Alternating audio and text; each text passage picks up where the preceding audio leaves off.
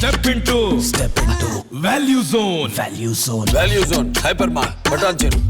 Conclusion వద్దాం. జగన్ అన్న ఏ మీటింగ్కి వెళ్ళినా నా వల్ల మీరు ప్రతిఫలం పొందుంటే, నా కుటుంబం ద్వారా మీరు ప్రతిఫలం పొందుంటే మీరు ఆశీర్వదించండి, నన్ను గెలిపించండి అంటున్నారు. ఇన్ని పథకాలు ఇచ్చిన ముఖ్యమంత్రి మన కాకినాడలో 94,000 కుటుంబాలు ఉంటే 84,000 కుటుంబాలు జగన్మోహన్ రెడ్డి నవరత్నాల పథకాలు వస్తున్నాయి. ప్రతి కుటుంబంలోని జగన్మోహన్ రెడ్డి ప్రతిఫలం పొందింది. కనుక రాబోయే ఎలక్షన్లో జగన్మోహన్ రెడ్డి గారిని దీవిస్తాం, జగన్మోహన్ రెడ్డి గారిని గెలిపించుకుంటాం అన్న వాళ్ళందరూ ఒక్కసారి చేతులు ఎత్తండి తల్లి, ఒక్కసారి చేతులు ఎత్తండి. సంతోషం.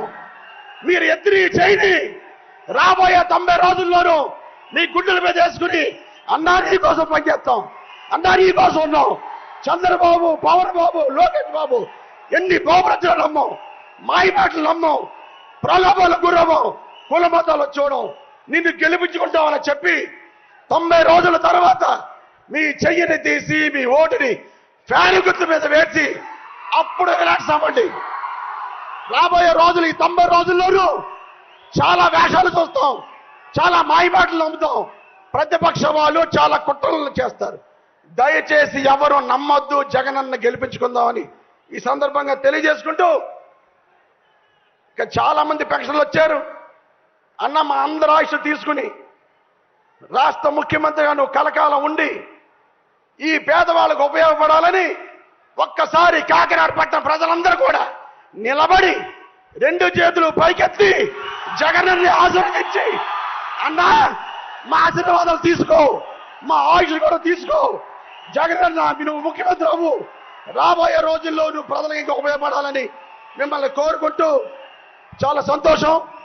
ఈరోజు కాకినాడ పట్టణంలో సంక్షేమ పరంగా అన్ని అభివృద్ధి చేశామన్నా,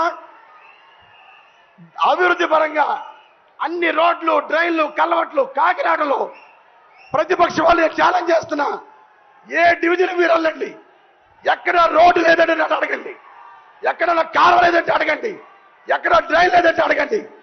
ఛాలెంజ్గా చెప్తున్నాను. అభివృద్ధి కాకినాడ చేయగలిగాం, సంక్షేమం నవరత్నాల్లో సంక్షేమం చేయగలిగాం.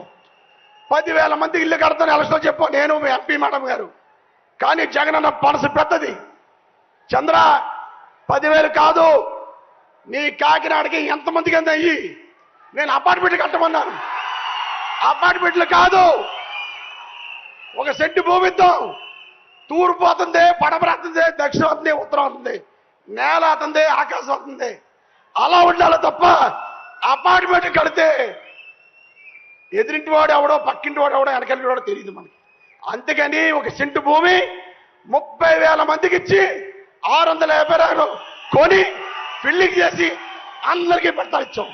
ఇంత మంచి జగనన్న బాగుండాలని మనస్ఫూర్తిగా కోరుకుంటూ, అన్న ఒకటన్నా కాకినాడ పట్టణంలో అన్ని డెవలప్మెంట్లు చేయగలిగామన్నా. మాకు ఎప్పుడో బ్రిటిషర్స్ కాలం నాటి వాటర్ మేనేజ్మెంట్ ఉంది.